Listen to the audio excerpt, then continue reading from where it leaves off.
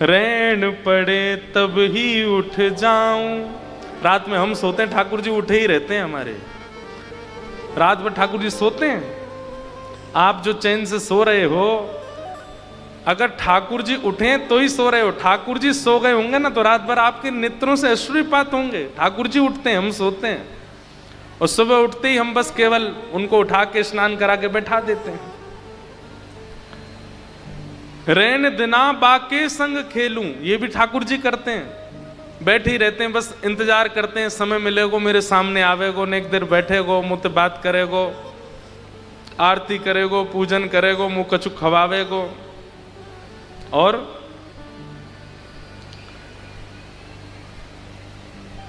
जो पहराए सोई पहरूं, मीराबाई कह रही। अब ये हम तो नहीं करते, हम तो अपनी मनपसंद पहनते हैं। ठाकुर जी पहनते हैं जो हम चाहें, जो हम चाहें उनको पहना देते हैं। जैसे चाहे मुकुट पहना दो, जैसे चाहे, लोग तो कुछ भी पहनाते हैं। कई ठाकुर जी ऐसे भी हैं जो जैकेट भी पहनते हैं। कई ठाकुर जी देखे हमने आजकल, एक तो चश्मा पहन के देखे, गॉगल पहन करके, छतरी लगा करके, यहाँ पे छोटी सी पाइप लगे, नीचे छोटी फ्रूटी पी रहे हैं।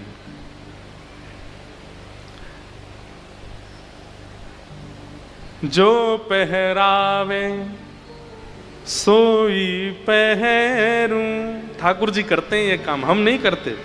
और जो दे सोई खाऊं, जो दे देते हैं सो खा लेते हैं। कई बार घर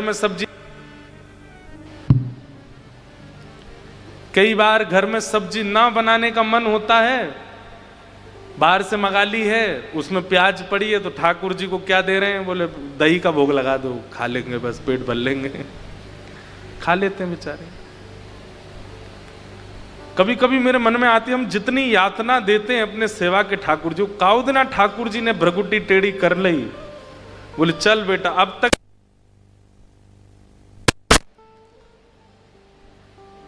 आपके मन में पता है क्या आएगा, इससे बढ़िया तो मैं प्राण त्याग दूं। हम सेवा करते हैं, सेवा के नाम पे आडंबर करते हैं, सेवा थोड़ी होती है हमसे।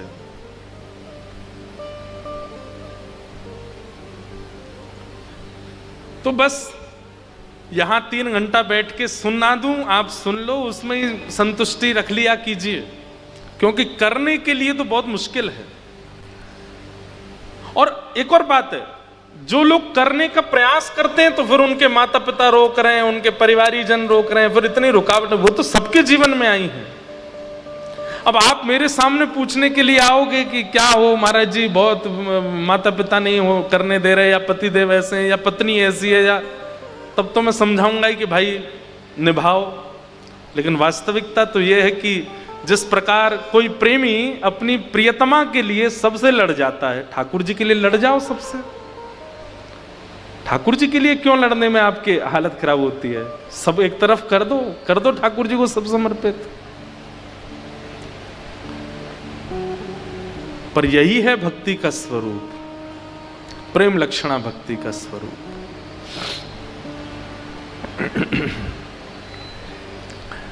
परीक्षित जी महाराज को श्री शुकाचार्य जी कहते हैं कि तुम भक्ति मांगो, मुक्ति नहीं। भक्ति का मतलब जीवित अवस्था में भगवान, मुक्ति का मतलब तुमको जाना पड़ेगा उनके पास, भक्ति का मतलब वो आएंगे तुम्हारे पास।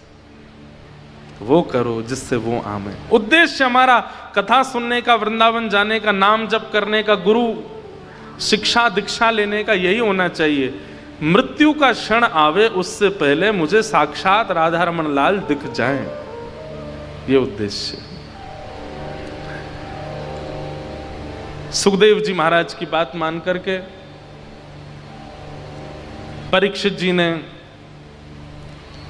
चरणों में निवेदन किया कि भगवान आप मुझे भक्ति का मार्ग बताओ, मुझे मुक्ति की इच्छा नहीं है।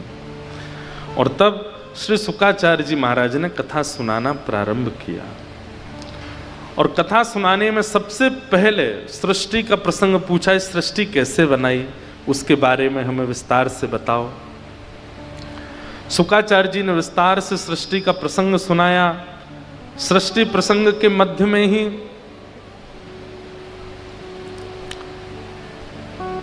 विदुर उद्धव संवाद आया, जहां पर विदुर जी महाराज को उद्धव जी कहते हैं कि आप हरिद्वार जाओ, और हरिद्वार में आपके लिए ठाकुर जी ने भागवत धर्म का उपदेश देने के लिए मैत्रेय मुनि को आज्ञा की है। तो श्री विदुर जी महाराज बद्रीनाथ आते हैं और विदुर जी महाराज हरिद्वार आते हैं और उद्धव जी यहां से आगे बद्रीनाथ चले जाते हैं। ठाकुर जी के प्रस्थान के बाद पादुका लेकर के उद्धव जी चले गए बद्रीनाथ और विदुर जी रुक जाते हैं हरिद्वार पर। और यहां श्री विदुर जी महाराज का मैत्रेय मुनि के साथ में संवाद चलता है। भागवत जी की 3 धाराएं हैं। एक जगह तो सूत जी महाराज कथा कर रहे हैं, सौनकादि ऋषि सुन रहे हैं। एक जगह सुखदेव जी कथा कर रहे हैं और परीक्षित सुन रहे हैं। और एक भाव अब प्रारंभ हो रहा है कि मैत्रेय मुनि बोल रहे हैं और श्री विदुर जी सुन रहे हैं। विदुर जी महाराज ने मैत्रेय मुनि से सृष्टि प्रसंग सुना, पुनः सृष्टि प्रसंग सुनाया गया और इसी प्रसंग में ही इस पृथ्वी का निर्माण और पृथ्वी पर प्रथम मानव के रूप में स्वयंभू मनु का आगमन। स्वयंभू मनु शत्रुपा के 2 पुत्र और 3 पुत्री हैं। आकुति, देवहूति, प्रसूति 3 बेटी, प्रियव्रत, उत्तानपाद ये 2 पुत्र हैं। यहां पर अब देवहूति का प्रसंग सुनाया गया, जिनका विवाह कर्दम ऋषि के साथ में हुआ और जिनके यहां पुत्र रूप में साक्षात भगवान कपिल प्रगटे। ऐसी देवहूति माता। काय की आवाज है भैया इतनी जोर की?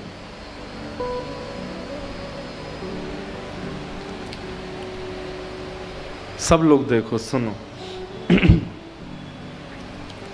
आज ठाकुर जी का जन्म होना है ना, तो कंस के पहरेदार आ रहे हैं धीरे धीरे। जेल में अनुकूलता तो होती नहीं है, प्रतिकूलता ही होती है, तभी तो ठाकुर जी जन्म। जेल में मतलब जहां प्रतिकूलता उसको नाम जेल है। वहां प्रतिकूलता कुछ ना कुछ आ ही रही है, यहां से आवाज आ रही है, कभी कुछ हो रहा है। तो मैं क्या बता रहा था? कपिल भगवान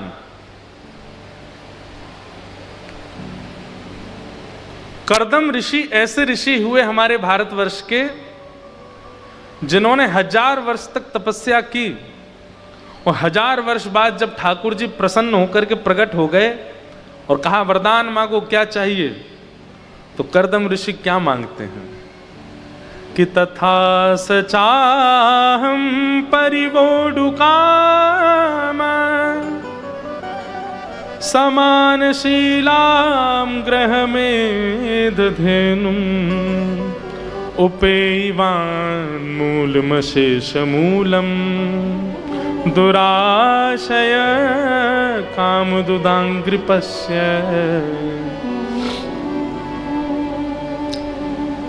बहुत ध्यान से सुनना। कर्दम ऋषि भगवान जब प्रकट हो गए 1000 वर्ष बाद, तो कर्दम ऋषि कहते हैं नाथ एक ही वरदान दे दो। बोले क्या? मैं आपसे जितना प्रेम करता हूं, मैं आपकी जितनी सेवा करता हूं, मैं आपकी जितनी आराधना करता हूं, मुझसे भी ज्यादा आपसे प्रेम करने वाली, मुझसे भी ज्यादा आपकी आराधना करने वाली, मुझसे भी ज्यादा आपसे स्नेह करने वाली एक कन्या से मेरा ब्याह हो जाए, ऐसी कृपा कर दो। इसका मतलब क्या है? सुलक्षणा गृहिणी बिना तप के नहीं मिलती। जितने भाई लोग बैठे हैं और जितनी बहनें भी बैठी हैं वो भी सुने। अब जिनके हो गए ब्याह वो तो कुछ कर नहीं सकते, जिनके अभी नहीं हुए वो अभी भी कर सकते हैं। कर्दम ऋषि ने तपस्या की है किसके लिए? एक सद्गृहिणी पत्नी की प्राप्ति के लिए। और हमें चाहिए कि हम केवल डॉक्टर बन जाएं, चार्टर्ड अकाउंटेंट बन जाएं, अपने आप ही अच्छे घर की लड़की आ ही जाएगी जीवन में। नहीं, तब करना पड़ेगा, भजन करना पड़ेगा, तभी। अब हाँ, खाने पीने वाली तो आ जाएंगी, पर भगवत भक्त तो उसके लिए तो तप करना पड़ेगा, तभी आएंगे। आजकल संसारी लोग हैं, संसारी युवा हो गए हैं और संसारी युवाओं को संसारी प्रिय लगते हैं।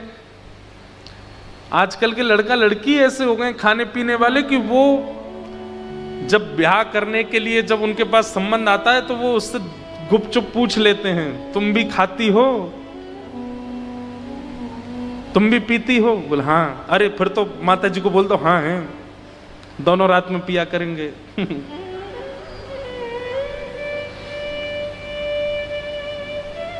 बहुत विचित्र संसार हो गया है।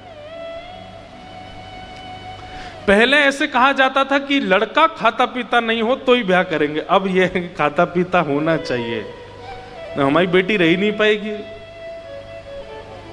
ये कलयुग नहीं है तो क्या है? कहां किसी समय पर गुण देख कर के ब्याह किया जाता था, अब ये देखा जाता है अब गुण नहीं है तो मैं कैसे रहूंगा। ये कितना विचित्र संसार है।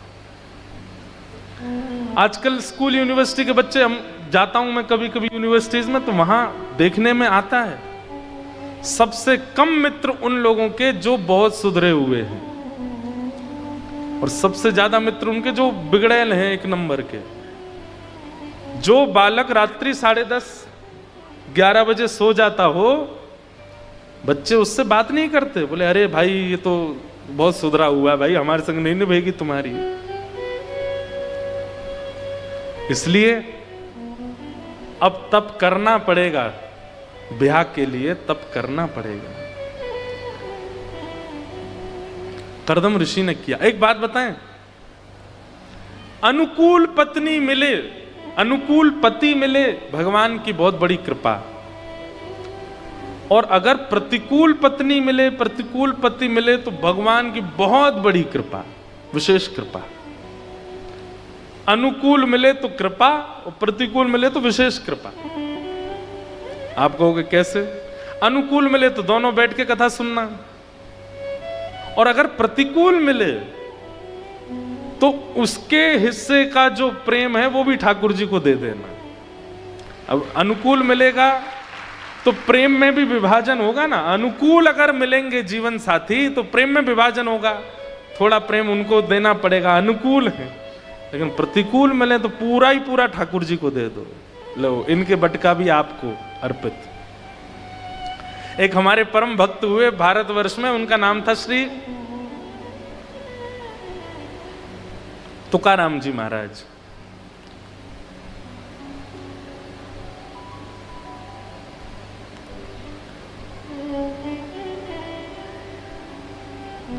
तो श्री तुकाराम जी की जो पत्नी थी वो बड़ी विपरीत अवस्था की थी, विपरीत स्वभाव की थी।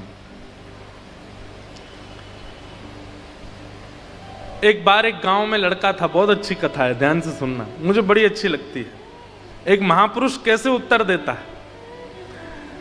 तो तुकाराम जी, जिनके आगे महाराष्ट्र के मराठा राजा छत्रपति शिवाजी महाराज भी नतमस्तक होते थे, वो तुकाराम जी अपनी पत्नी की लड़ाई और चिक-चिक से इतने मतलब बेचारे परेशान तो नहीं होते थे, लेकिन बहुत लड़ती थी, तो इसलिए घर से गांव के बगल में एक पर्वत था, उसके ऊपर पूरे दिन सुबह चले जाते थे, रात को उतर के आते थे नीचे, पूरे दिन वहीं रहते थे।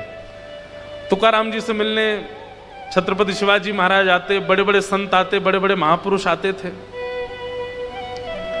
लेकिन पत्नी उनका बिल्कुल आदर नहीं करती थी, पत्नी बिल्कुल सम्मान नहीं करती थी। एक दिन एक गांव का बालक, पूरा घर उसके पीछे पड़ा था, तू ब्याह कर ले, ब्याह कर ले, ब्याह कर, उसको करना नहीं था। तो उसने अंतिम बार अपने परिवार के लोगों से कहा, ठीक है तुम लोगों को चाहते हो मैं ब्याह कर लूं? बोले हाँ। तुकाराम जी से कहलवा दो कि ब्याह कर ले तो मैं कर लूंगा, क्योंकि उसको पता था तुकाराम जी नहीं बोलेंगे कि ब्याह कर लो।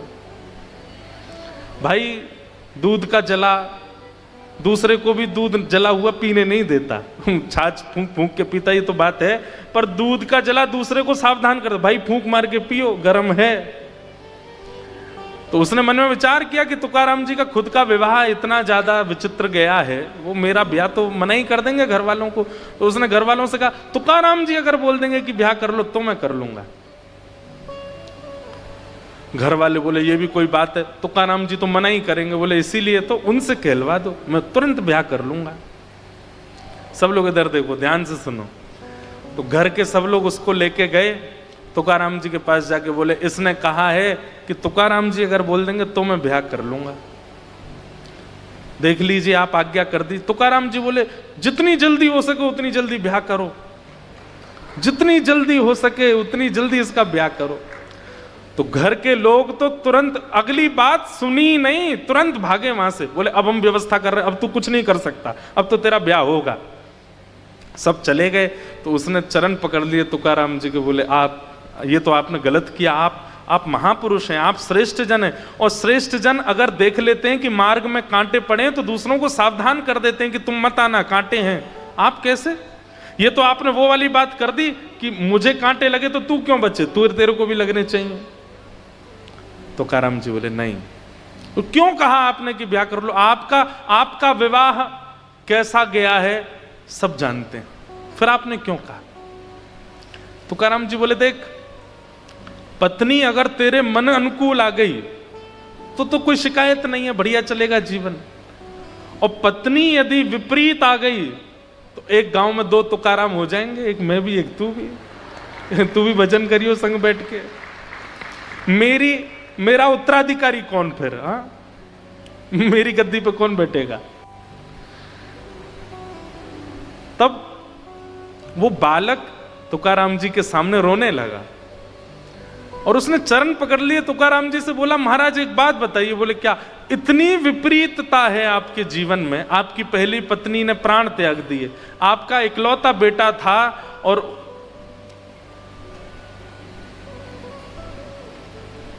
अकाल पड़ने की वजह से उसकी मृत्यु भी हो गई, दूसरा विवाह हुआ आपका, दूसरी पत्नी इतनी तेज आई कि वो आपको मार तक देती है सबके सामने, इतनी सब विपरीतता आप अपने जीवन में देखते हैं, इतने खुश कैसे रहते हैं आप, इतने प्रसन्न कैसे रह लेते हो?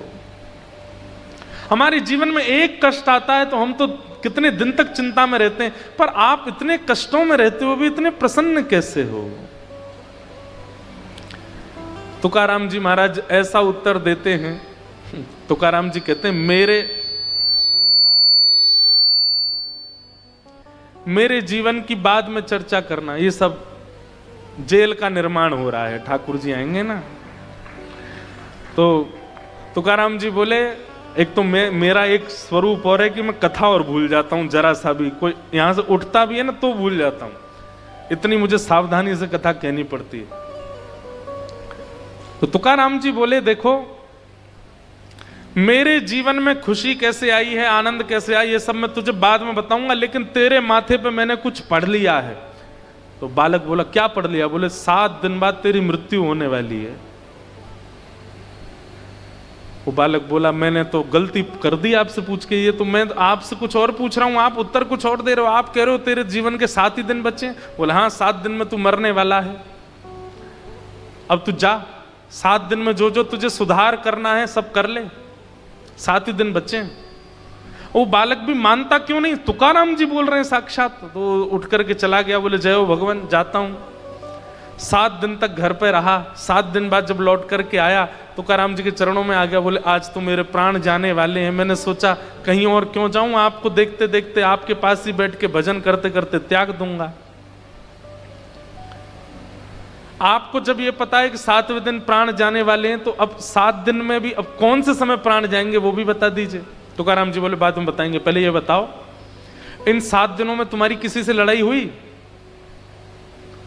तो बालक बोला नहीं, किसी से नहीं हुई। क्यों? इन 7 दिनों में ऐसा कुछ हुआ ही नहीं कि जिससे तुम्हारी लड़ाई होती। तो बोला नहीं हुआ तो था, बड़ा भाई लड़ने आ गया था, फिर एक बार मां से भी थोड़ी हो गई थी, लेकिन हर बार मैं ही चरण पकड़ के क्षमा मांग लेता था, मुझे लगता कि भाई मरने वाला हूं, अब लड़के क्या फायदा। अच्छा,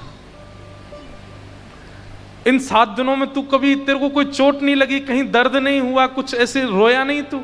बोले हुआ, सब हुआ, लेकिन बस यही सोचता रहता था कि मरने वाला हूं, अब रो के क्या फायदा, ये छोटे मोटे दर्द तो मृत्यु के आगे छोटे होते हैं, इन दर्दों में क्या पीड़ा लेनी।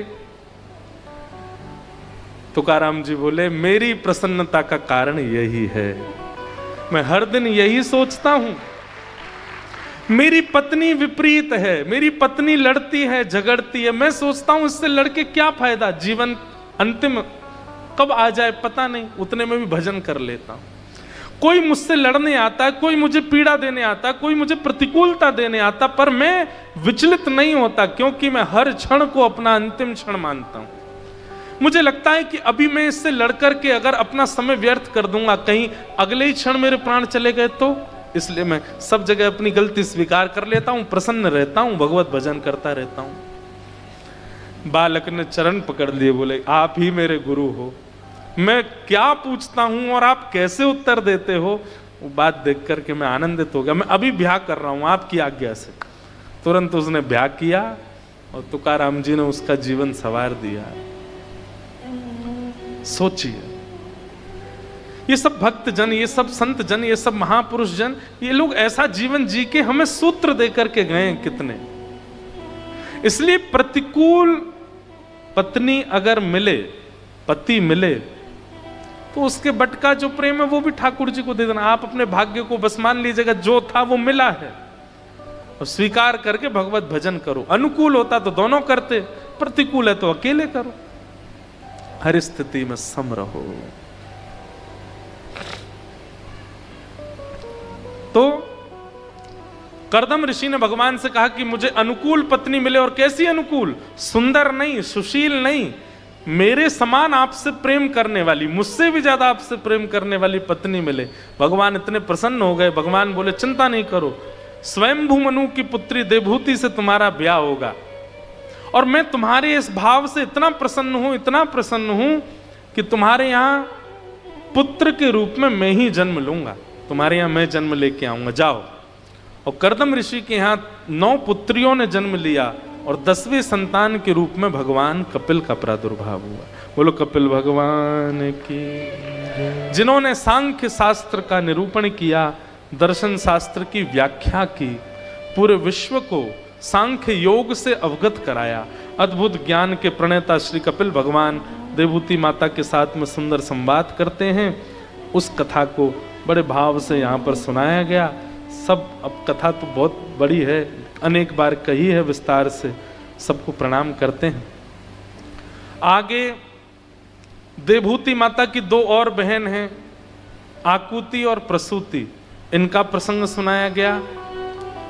फिर इनके 2 भाई प्रियव्रत, उत्तानपाद। तो यहां उत्तानपाद राजा की 2 पत्नी सुनीति और सुरुचि। बड़ी पत्नी से पुत्र का जन्म हुआ, नाम हुआ ध्रुव, और छोटी पत्नी के पुत्र का नाम हुआ उत्तम। छोटी पत्नी के प्रति ज्यादा आकर्षण की वजह से बड़ी पत्नी का त्याग कर दिया। बड़ी पत्नी के पुत्र ध्रुव जब 4-5 वर्ष की अवस्था के हो गए तो अपनी मां से पूछने लगे, मां मेरे पिता कौन है? जब पिता का परिचय दिया कि सामने जो राजभवन है इसमें जो राजा हैं वही तुम्हारे पिता हैं। अपने पिता को देखने के लिए ध्रुव जी जैसे ही राजभवन में गए तो पिता की गोद में दूसरा बालक देखा, छोटी मां का बेटा।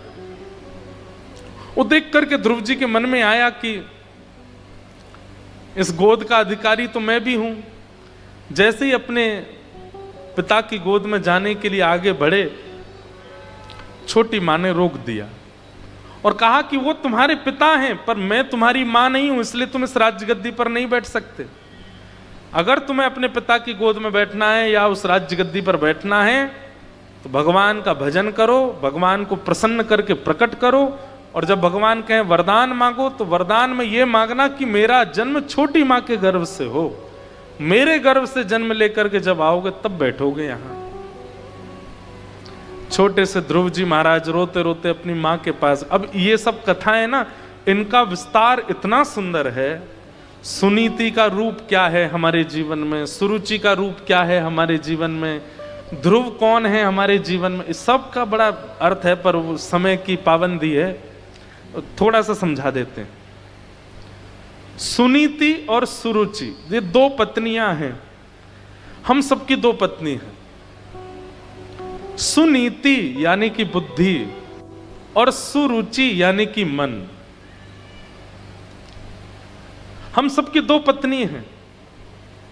जैसे उत्तानपाद राजा छोटी पत्नी के प्रति ज्यादा आकर्षित है, ऐसे हम भी छोटी पत्नी के प्रति आकर्षित रहते हैं। छोटी पत्नी कौन? मन।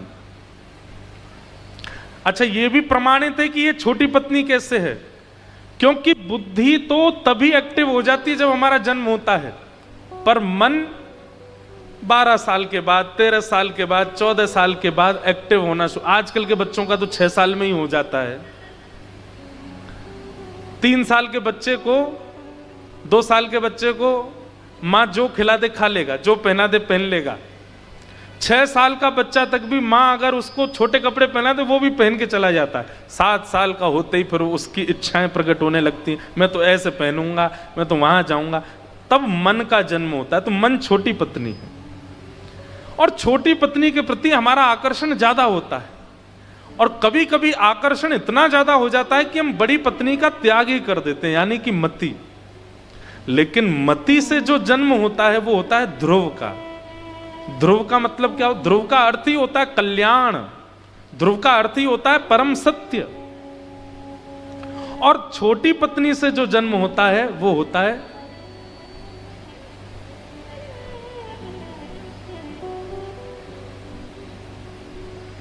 सुनीति के पुत्र ध्रुव और सुरुचि के पुत्र उत्तम।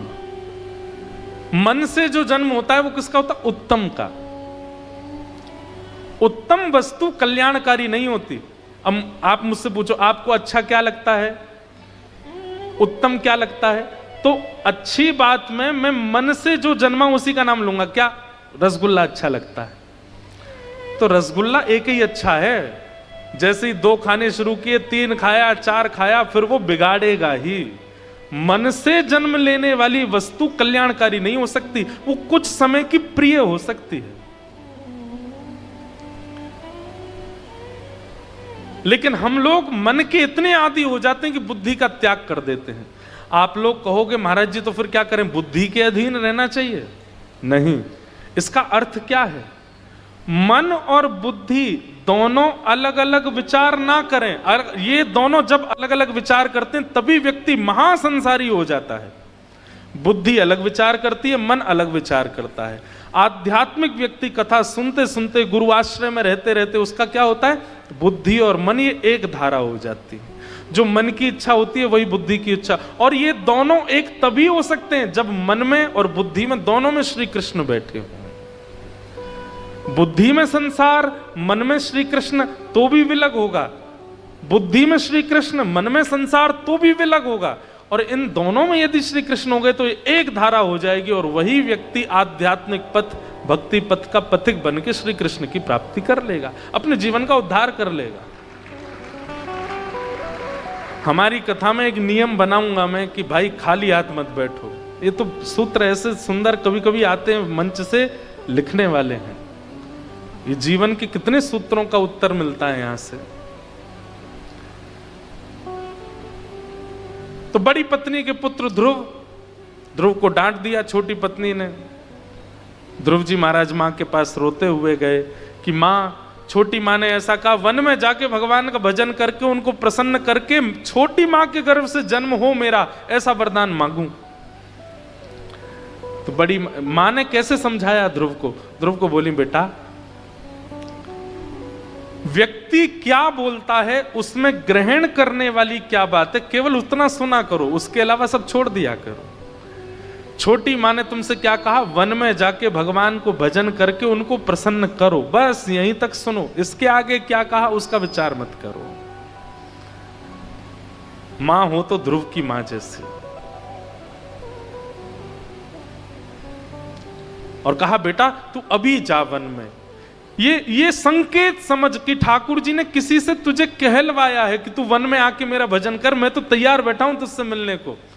जो ध्रुव जी रोते हुए गए थे वो नाचने लगे मां के आगे। मां आपने ऐसा समाधान बताया। बोले कि और जाते जाते छोटी मां के पैर और छूना, कि उन्होंने संकेत दिया है कि भगवान तुझसे मिलने के लिए वन में बैठे हैं, जा। एक बात आपको समझ आएगी बंधुओं कि ध्रुव जी की भक्ति में भगवत प्राप्ति का सबसे बड़ा कारण क्या बना? उत्साह,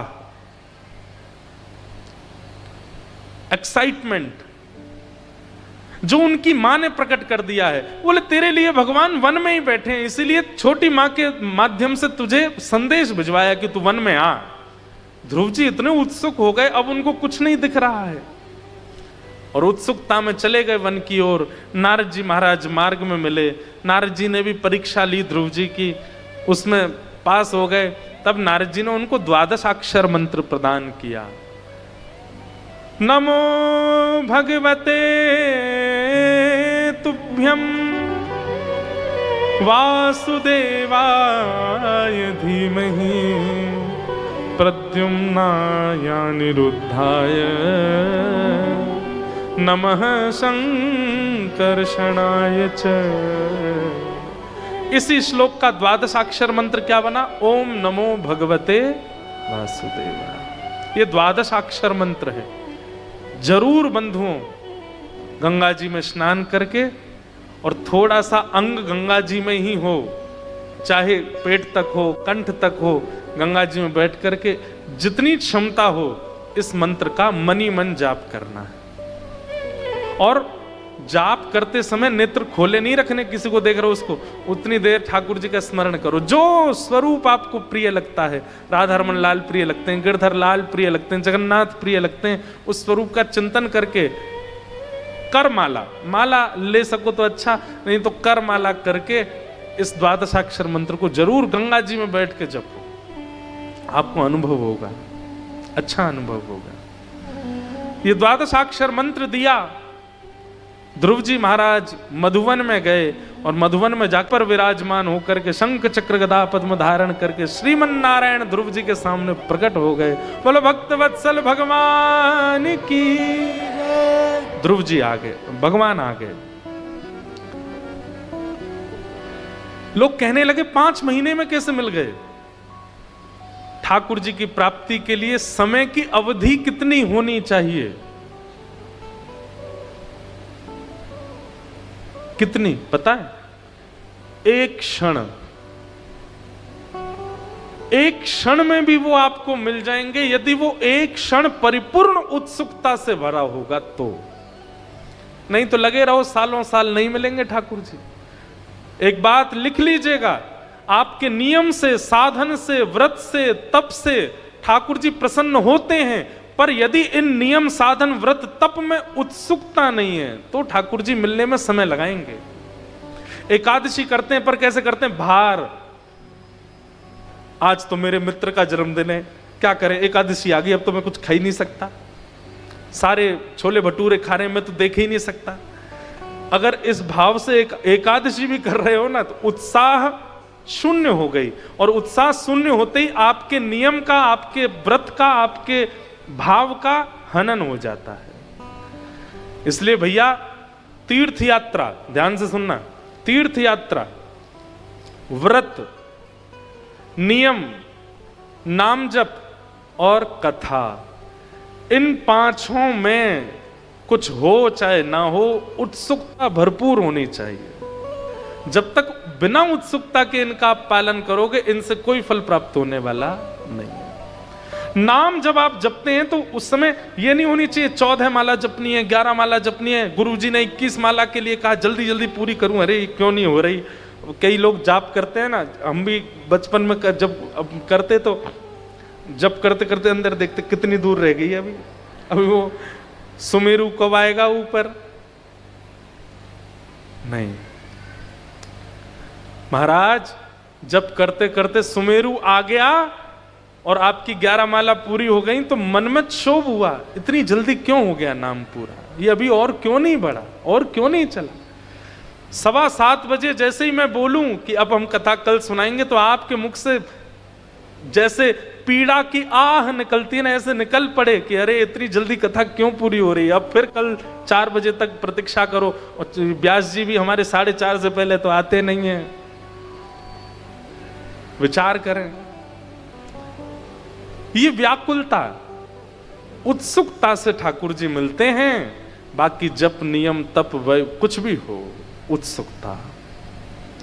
ध्रुव जी को भगवान मिले और भगवान की ध्रुव जी ने स्तुति गाई। भक्ति मुहु प्रवहताम त्वयि में प्रसंगो भूयादनंत महताम अमलाशयानाम येनांजसौल्वण मुरुव्यसनम भवाब्धिम निश्ये भवद गुण कथा मृतपान मत्त। हे नाथ, मुझे व्यसनी बना दो। क्या कह रहे हैं ध्रुव जी?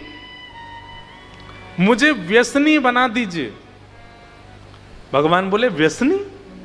किस चीज का व्यसन करना है? बोले आपकी कथा का व्यसन हो जाए, ऐसी कृपा कर दो।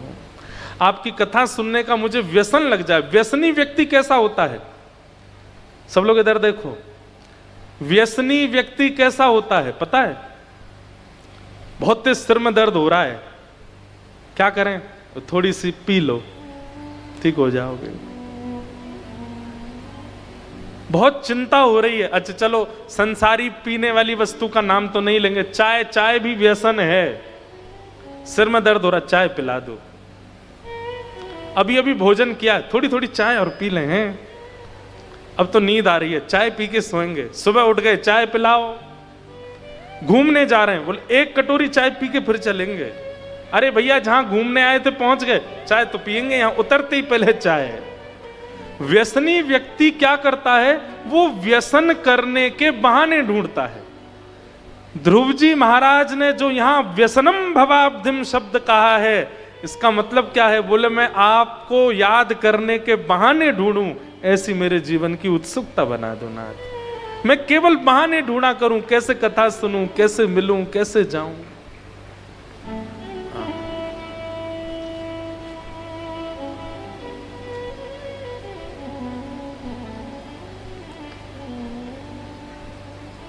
हम बहाने नहीं ढूंढते, कई लोग ढूंढते हैं। कई आते हैं बच्चे, हम महाराज जी घर पे झूठ बोल के आए हैं कथा सुनने। हमें लगता है कि कोई नहीं, अब तुम थोड़े और पास पहुंच गए ठाकुर जी के, कथा के लिए झूठ बोलने लग गए हो, बहाने ढूंढने लगे हो कथा सुनने के। अच्छा, व्यसनम भवाब्धिम। ध्रुव जी महाराज ने ठाकुर जी से बस यही मांग। भगवान बोले, ए ध्रुव मेरी एक बात सुन, तू मांगने तो निकला तो कुछ और वजह से था।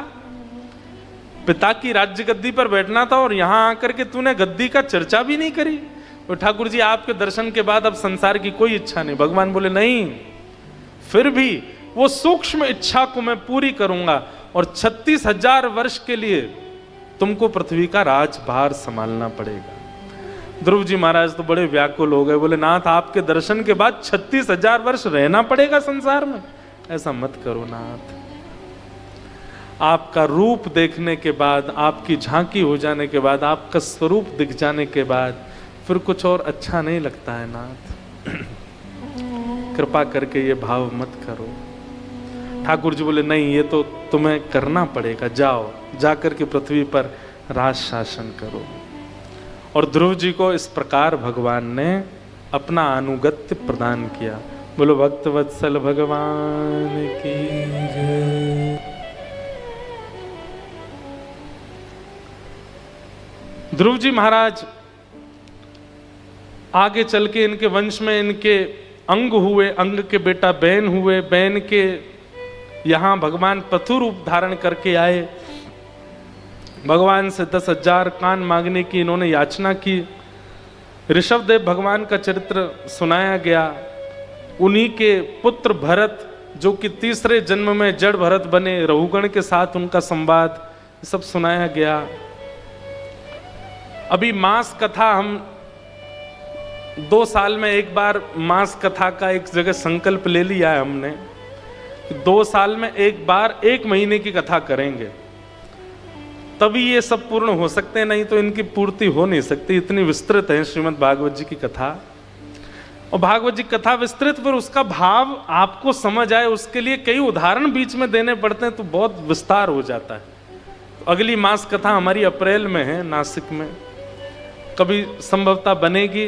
तो मेरा निजी मन तो बहुत है कि या तो ऋषिकेश या हरिद्वार में एक बार मास कथा हो, क्योंकि जो यहाँ का वातावरण है, जो गंगा जी की ऊर्जा है और जो यहाँ ऋषियों की तपस्या का जो भाव है ना, उसमें 1 मास पर्यंत बैठ के गंगा जी के तट पर कथा हो, ऐसा कभी बनाएंगे योजना भविष्य में।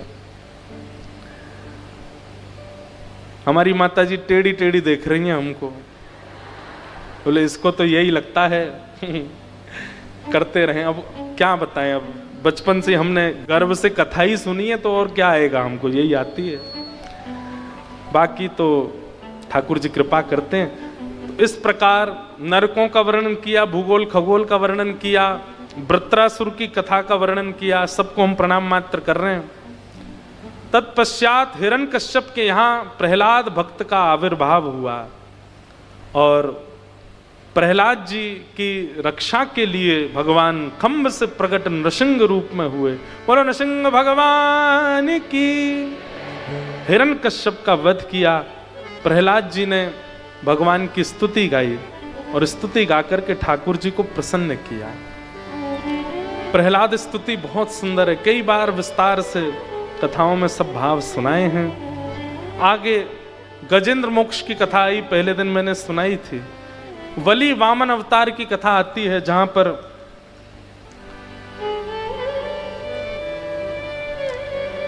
बलि पर कृपा करने के लिए वामन भगवान आए। 3 पग जमीन लेने का संकल्प लेकर के भगवान विराट हो गए और 2 पग से तीनों लोक नाप लिए। तत्पश्चात अनेक अनेक कथाओं का वर्णन किया गया और उसी बीच श्री गंगा जी के अवतरण की कथा भी आती है। सूर्यवंश के राजाओं का जब प्रसंग प्रारंभ हुआ तो सूर्यवंश के राजाओं में एक सगर नाम के राजा हुए। सगर के 2 पुत्र थे, 2 पत्नियां थीं। पहली पत्नी से तो 60,000 पुत्रों ने जन्म लिया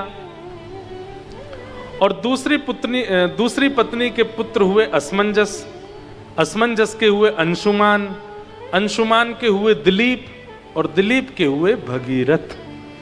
और भगीरथ महाराज ने जाकर के हिमालय पर घनघोर तपस्या की, तब भगवान के चरणों का अभिषिंचित जल मां गंगा इस पृथ्वी पर प्रकट हुई।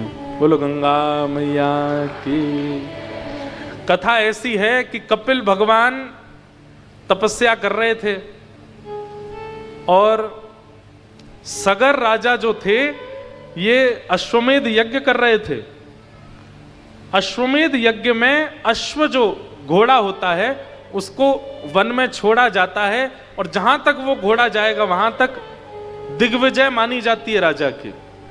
अगर वो घोड़ा पूरी पृथ्वी की परिक्रमा करके वापस वहीं आ गया जहां से निकला है तो उस व्यक्ति का अश्वमेध यज्ञ पूर्ण हो जाता है और उसको इसके फल स्वरूप इंद्र की पदवी प्राप्त होती है।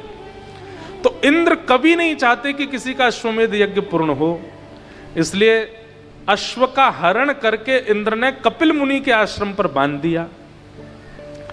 सगर राजा ने अपने 60,000 पुत्रों को आज्ञा की कि जाओ अश्व ढूंढ के लाओ।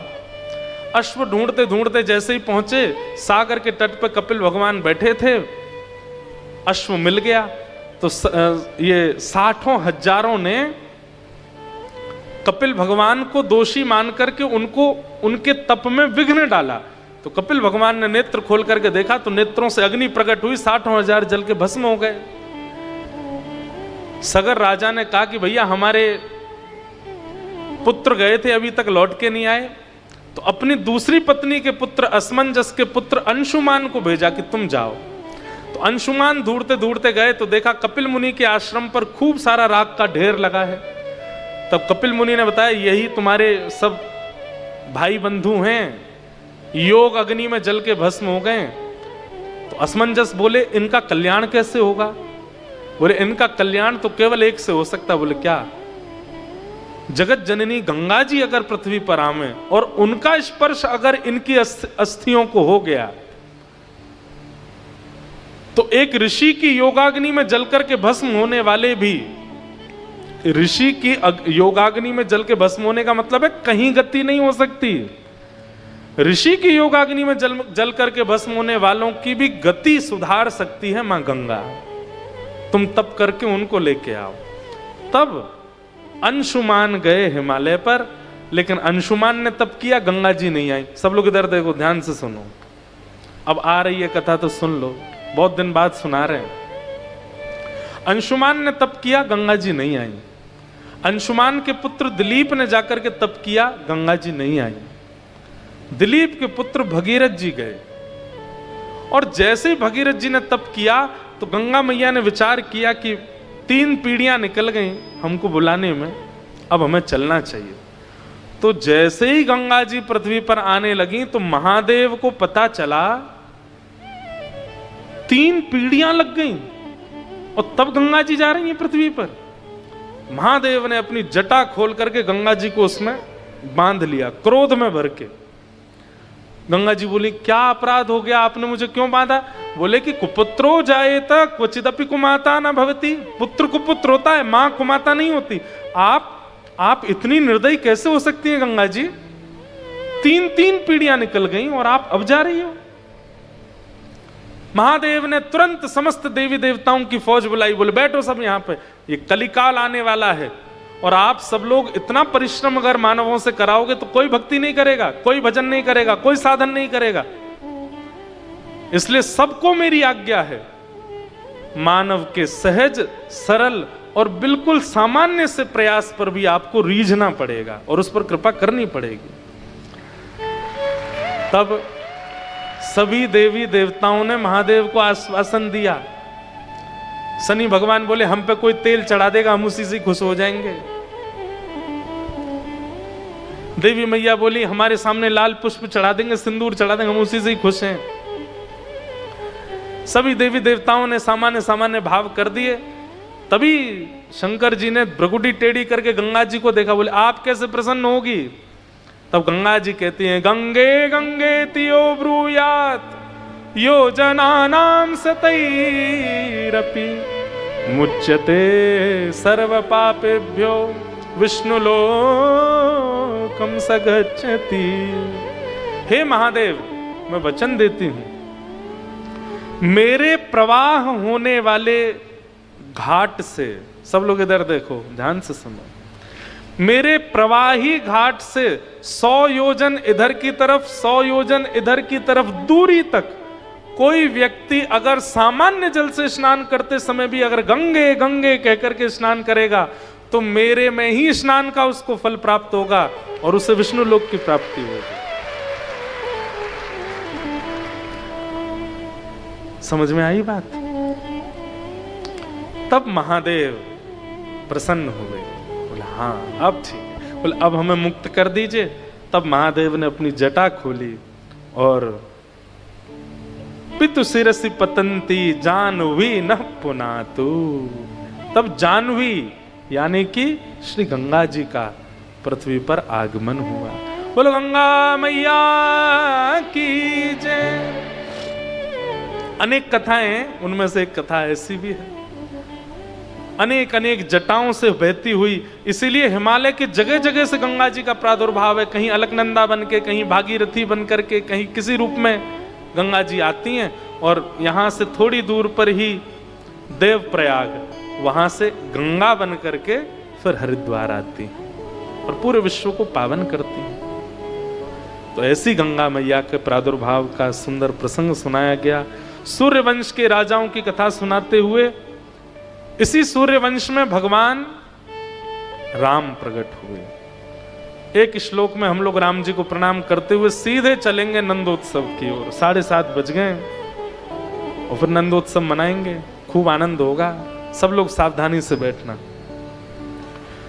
प्रभु श्री राम का स्मरण करते हुए सब लोग प्रणाम करो। गुरुवर थे त्यक्त राज्यो व्यचरदनुवनम पद्म पद्भ्याम प्रियाया पाणिस्पर्शा क्षमाभ्याम व्रजत जद पथरुजो यो हरीन्द्रानुजाभ्याम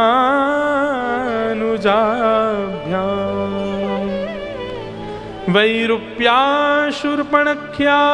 प्रिय विरहरुष रोपितब्रूबिजम् तस्ताब्धिर्बद्ध सेतु खलदवदहन कौशलेन्द्रोऽवतान्।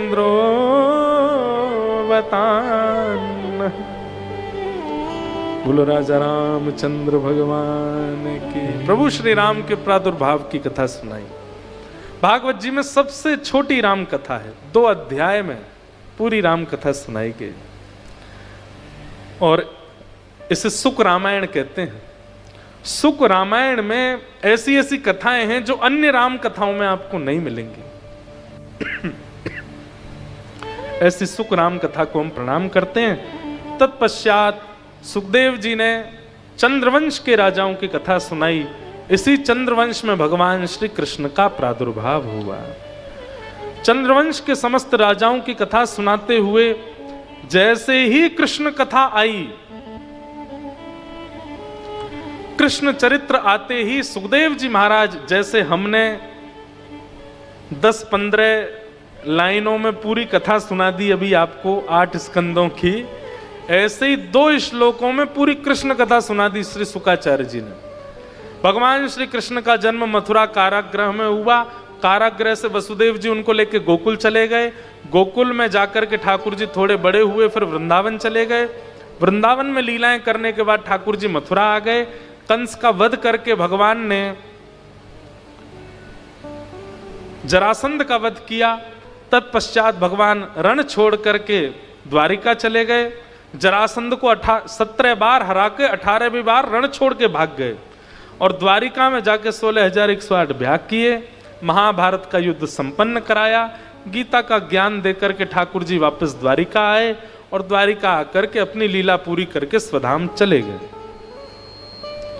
पूरी कथा ऐसे सुनाई सुखदेव जी ने और ये कथा सुना के सुखदेव जी मौन हो गए।